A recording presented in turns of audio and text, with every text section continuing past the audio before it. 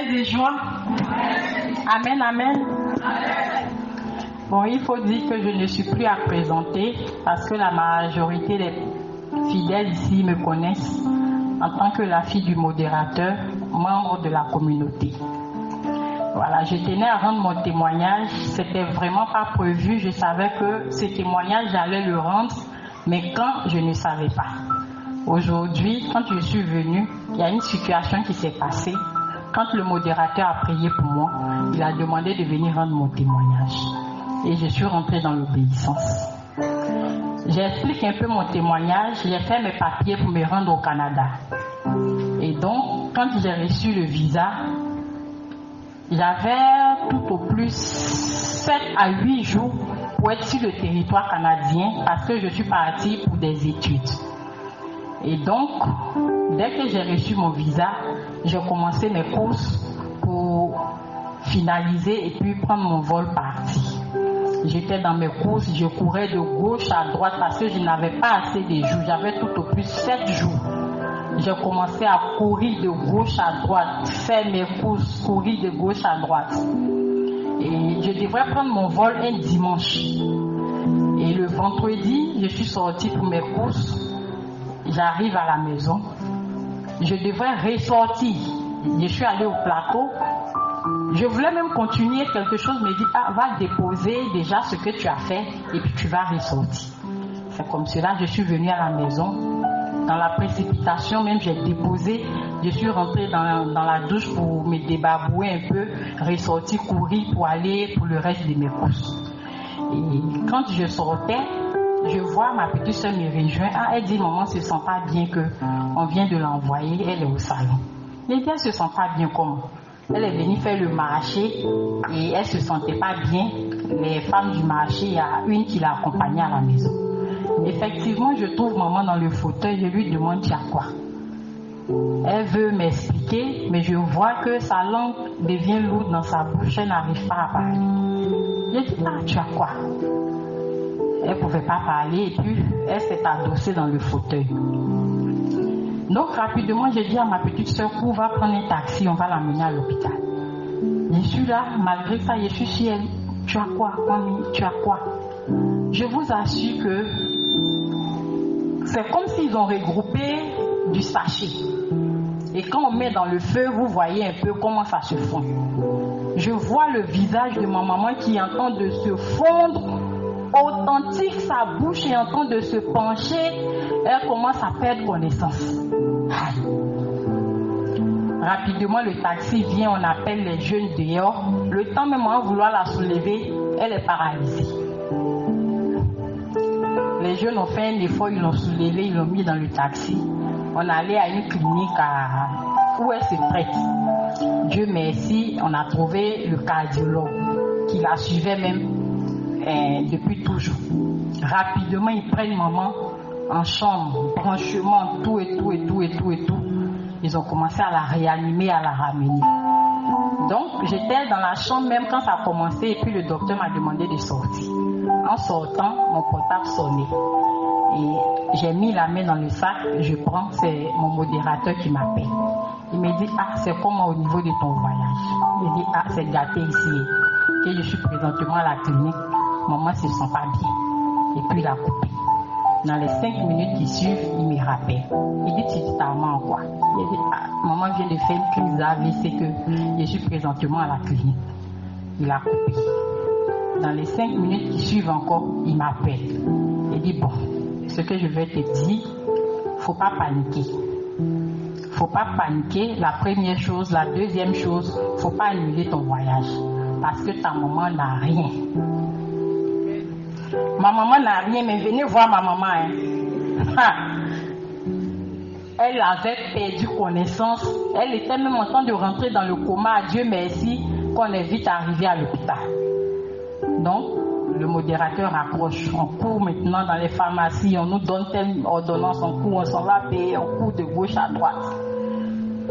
Jusqu'à, effectivement, l'idée de ne pas annuler mon voyage. Le modérateur n'a pas eu tort. Séance tenante, j'informe mes grands frères, je les appelle. Ça va pas chez maman, nous sommes à l'hôpital. Immédiatement, l'aîné de ma famille dit faut annuler ton voyage. Comme c'est lui qui avait fait ma réservation, il voulait même tout de suite, même il dit il faut te calmer, il ne faut pas annuler mon billet, il ne faut pas annuler mon voyage. Et donc c'est comme cela qu'on a commencé les soins intensivement, on a commencé à traiter maman. Mais mon grand frère, il avait tellement peur, il était tellement paniqué que lui, son seul souci, c'était que j'annule mon voyage. Et donc quand il m'appelle, je vais annuler ton voyage. Quand il raccroche, le modérateur aussi m'appelle, il ne faut pas annuler ton voyage. Ta maman n'a rien. N'annule pas ton voyage. Le dimanche, prends ton vol, rentre au Canada. Il ne faut pas commettre cette erreur-là d'annuler ton voyage. Donc c'est dans ça on était vendredi. Je vous assure que je n'ai pas fermé l'œil. On est resté assis jusqu'à samedi matin. Samedi matin, dans la clinique, en tout cas, ils étaient équipés. Ils ont fait pas mal d'examens. Mais il y a 2 examens qu'on devrait faire, mais on devrait faire ça dehors. Samedi matin, on soulève maman. On a fait 2 cliniques, on n'a pas pu. On dit, bon, je suis dans un gré. Je l'ai conduit au CHU dans un gré. On a fait les examens, on est revenu à la clinique. En tout cas, ça n'a pas été facile. Et donc, ils ont continué les soins, et samedi soir, vers 20h, ils nous ont libérés. On est rentré à la maison. Vers 20h, même dès qu'on est arrivé à la maison, puis le modérateur m'a appelé, donne-moi le nom de maman et ton nom, on va prier. Mais comment est-ce qu'elle va dire elle a perdu l'usage de la parole. Sa bouche est penchée, venir sur un côté. Elle a perdu aussi l'usage des membres. Et donc on était là, il dit c'est pas bien grave, mais il ne faut pas annuler ton voyage. Mon dernier mot que je puisse te dire, il ne faut pas annuler ton voyage. Donc jusqu'à samedi soir, mon grand frère aussi m'a appelé avec les 2 grands frères. Ils m'ont appelé, donc on a commencé à causer en vidéoconférence pour finaliser s'il fallait annuler le voyage ou bien si je devrais voyager. On a causé. Il dit maintenez mon voyage, n'annulez pas mon voyage.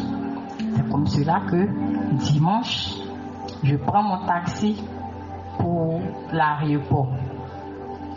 On partait, on dit à Koumassi, il y a un coin après le grand carrefour, un peu devant là, on pèse les barrages.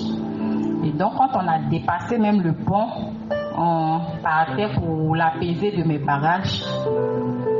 Je vous assure que tellement le pneu du taxi là a explosé là.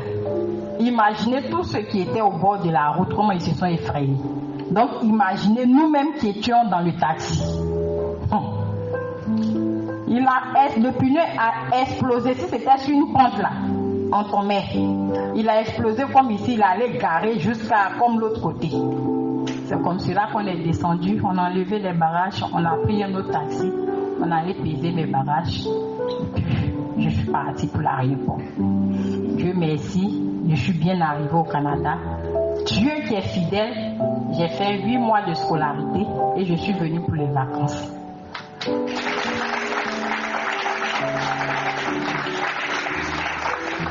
Je suis venue pour les vacances, je dois repartir. Ce matin-là, je ne sais pas dans quel coup, j'ai glissé, je suis tombée. Je n'ai pas pensé même que j'allais pouvoir marcher pour arriver à la prière. Donc quand je suis arrivée, j'ai expliqué au modérateur. Il m'a dit que faut aller rendre ton témoignage. C'est pour vous dire que Dieu, il est fidèle. Le modérateur vient de prêcher tout à l'heure. Dieu, il est fidèle. Quand tu mets ta foi en Dieu, quel que soit ce qui va se passer, tu seras ébranlé, tu seras attaqué, mais Dieu ne va pas te laisser.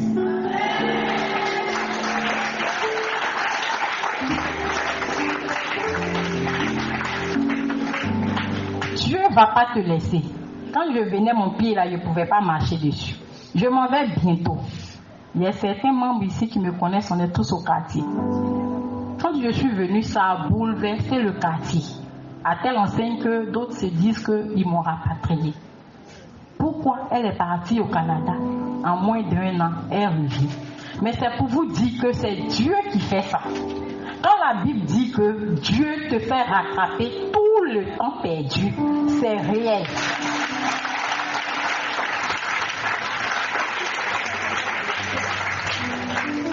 C'est réel.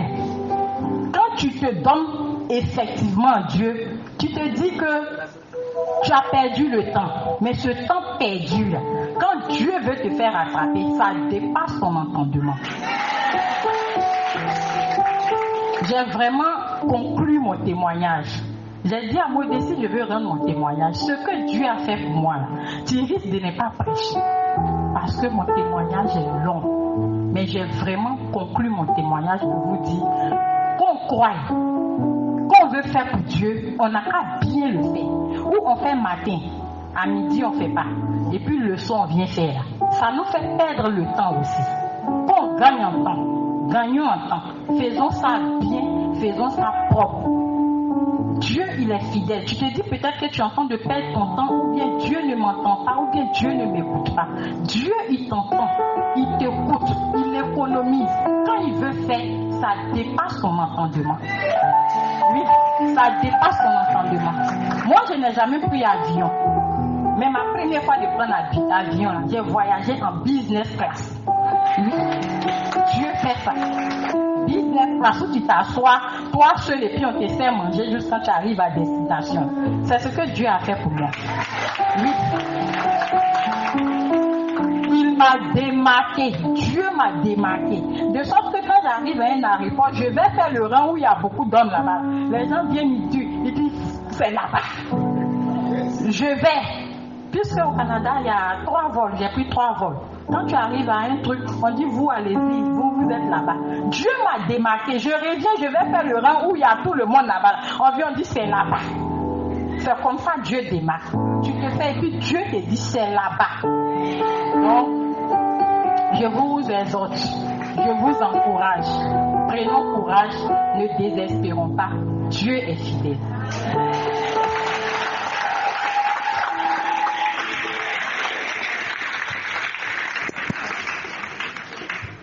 C'est normal que je sois démarqué. Tu es la fille du modérateur. C'est normal.